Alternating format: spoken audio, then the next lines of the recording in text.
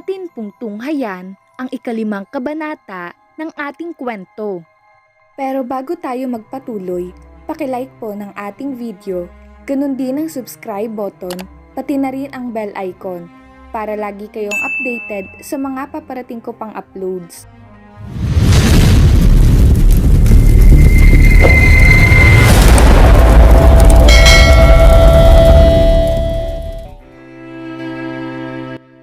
Maagang nagising si Selena kinabukasan. Bala kasi niyang huwag nang magtagal sa lugar na iyon at kumbinsihin si Paulo na makipag-cooperate na sa mga pulis para sa kaligtasan nito.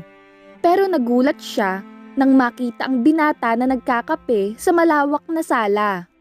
Napatingin sa kanya si Paulo nang mapansin siya at bahagyang ngumiti bilang pagbati.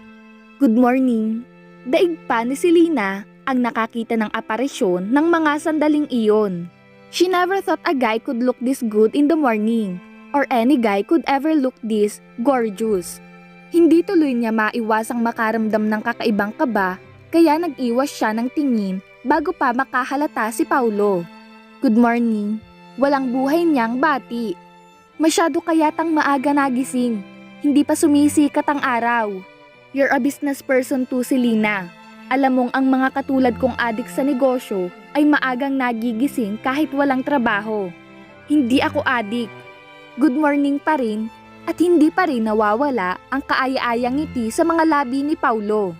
"Nakapaghanda na ng breakfast si Manang Rosa. You can have your breakfast now if you want."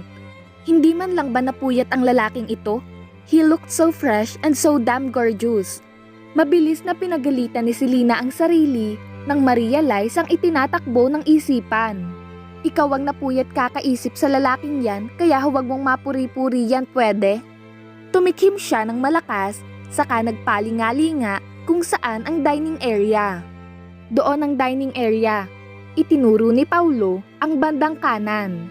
"Pakisabi na rin kay Manang Rosa na pakidalhan ako rito ng isa pang tasa ng kape." "Nakapag-breakfast ka na?" "I don't usually eat breakfast. Kape lang ako." "Pareho lang pala tayo. Magkalikaw nga ang bituka nating mga adik."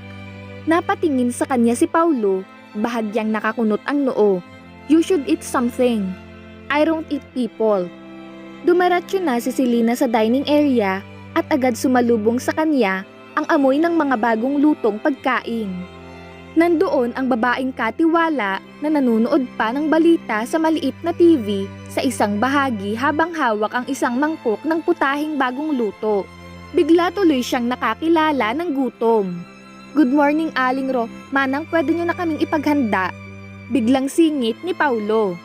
Paulo pulled out a chair and looked at Selena. He was offering her a seat. Hindi na talaga niya nagugustuhan ang mga reaksyon niya kay Paulo. Magandang umaga, senyorita.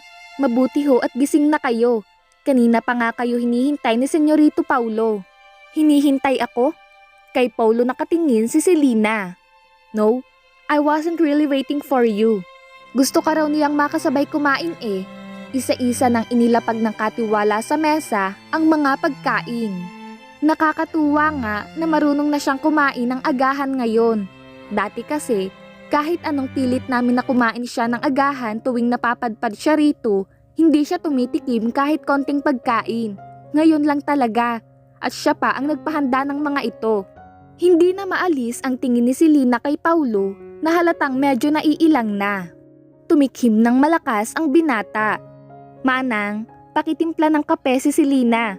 At pwede hubang pakipatay na muna ang TV? Salamat." "Selena, have a seat." She took her seat without taking her attention off him. "Hinintay mo ako para sabay tayong mag-breakfast? I thought you're not a breakfast person." Tumangulang si Paulo at hindi na sumagot pa.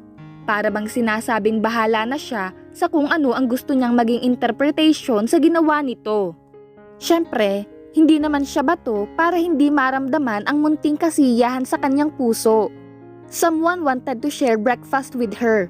Nakalimutan niya na kasi kung ano ang pakiramdam ng may kasama sa pagkain ng agahan. "Thanks," nasabi na lang ni Selena pagkaupo. "And sorry about what I said last night. Naasar lang talaga ako sa'yo." "I know," natatawang sabi ni Paulo.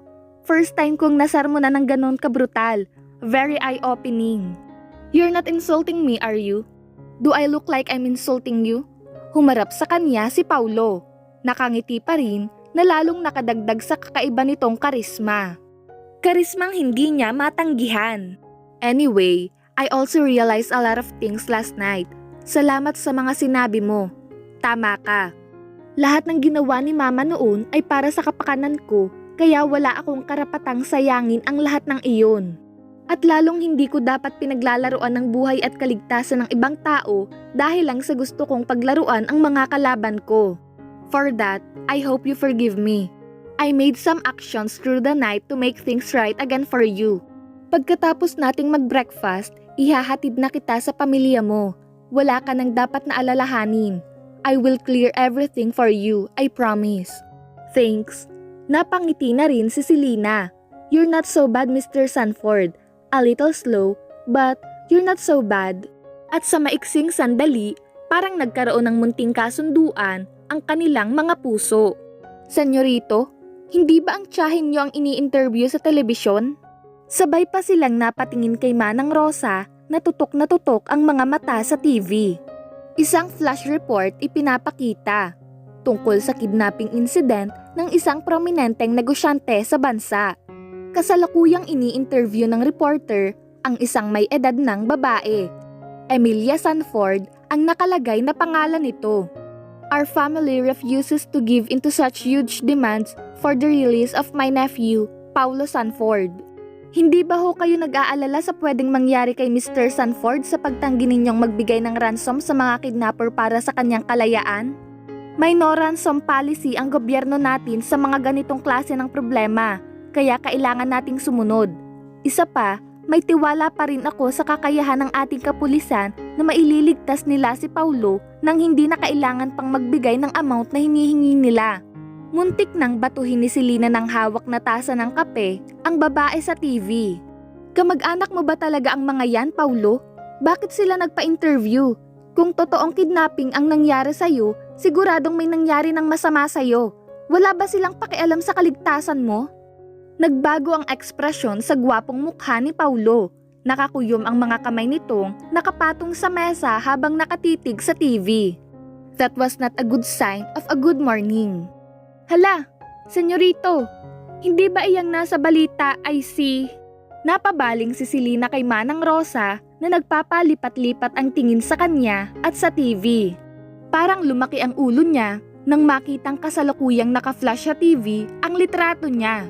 It was a screenshot of her face from a CCTV footage from the hotel. Turn it off, Manang. Nag-iba na rin ang tono ni Paulo. Kumain ka na, Selena. Alam kong hindi ka masyadong nakakain kagabi. Napatingin uli si Selena sa naka-off ng TV. Paulo, my face was just on TV now. Just eat your breakfast, Selena. Nanghihina siya at parang ipu-ipo pa ring umiikot sa isip niya ang napanood na balita. I need to call my parents. Nakalahad na ang kamay ni Paulo nang i-dial ni Selena ang number ng kanyang ina sa cellphone. Let me talk to them. I'll explain everything. Hindi na nito hinintay na sumagot siya at ito na mismo ang kumuha ng cellphone at kumausap sa mama niya. Good morning ho. You must have watched the morning news. I am the Paulo Sanford that they were talking about. Your daughter is with me. She is safe and will always be safe with me. Pasensya na ho sa gulong nangyari. I'll make sure to get things right and I will protect your daughter with my life. I promise you. Just wait for her. I will bring her back home to you, safe and sound.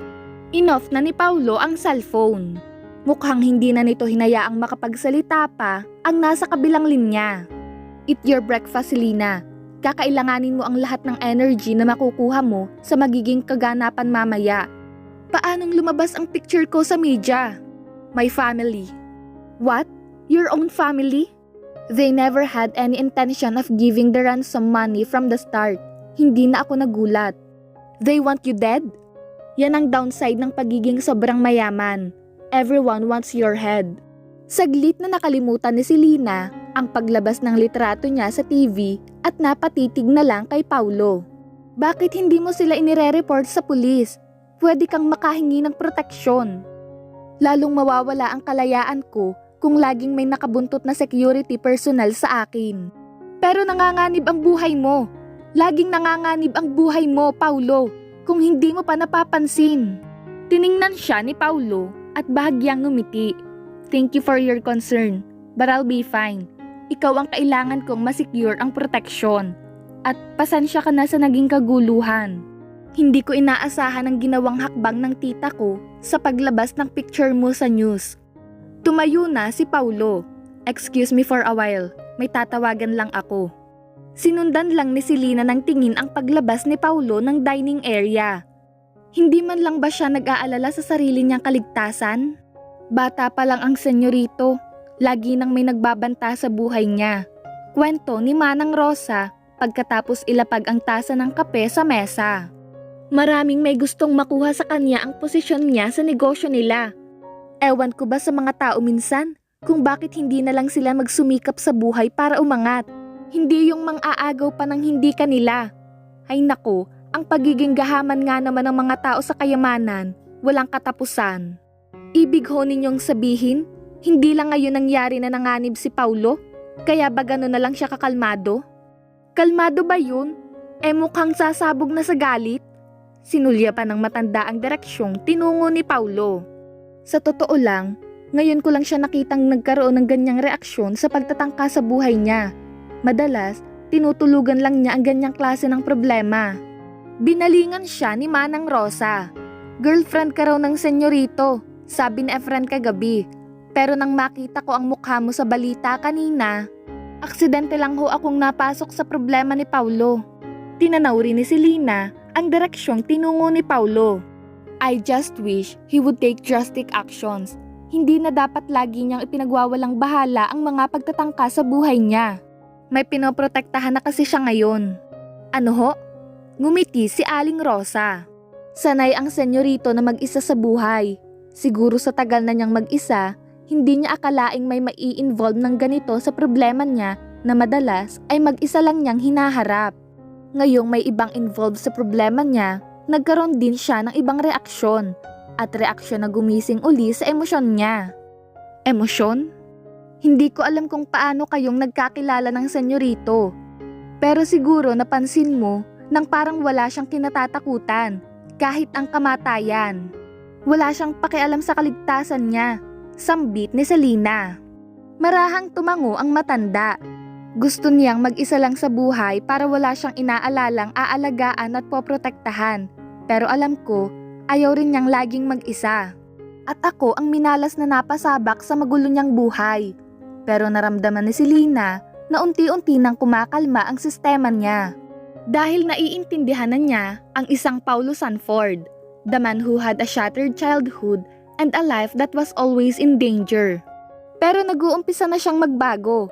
Sabi niya kanina bago ng gulo ang lintik na balitang yon, na narealize na niya ang dahilan ng lahat ng ginawang sakripisyo ng mama niya para sa kanya noon.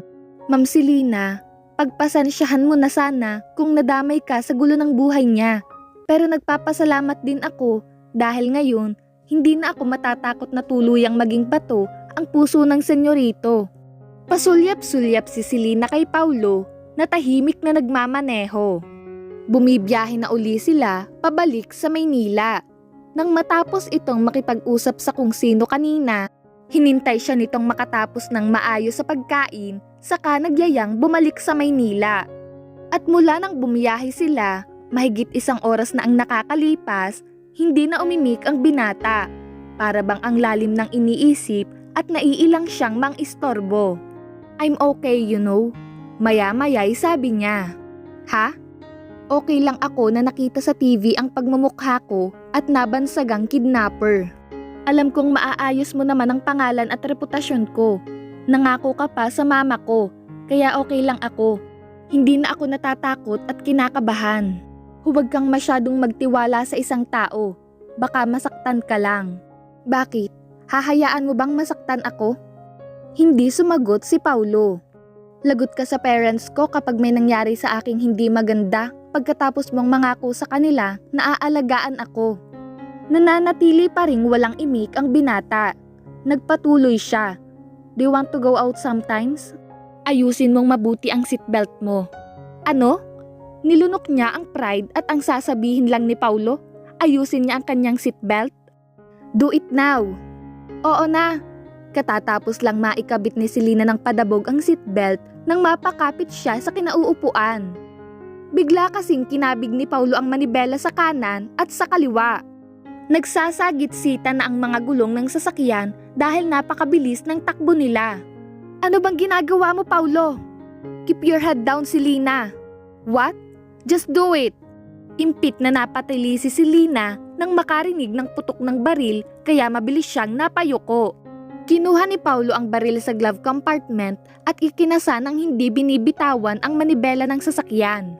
Binuksan ni Paulo ang bintana ng kotse saka mariing tinapakan ng preno. Kitang-kita niya ang pag-umang ni Paulo ng baril sa labas ng bintana at sunod-sunod na nagpaputok.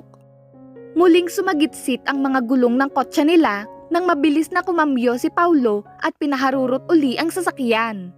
Tinakpan na ni Selena ang mga tenga niya para kahit paano ay hindi na marinig ang patuloy na pagputok ng mga baril. She closed her eyes tight and prayed with all her might for their safety as the sound of the guns slowly fade away.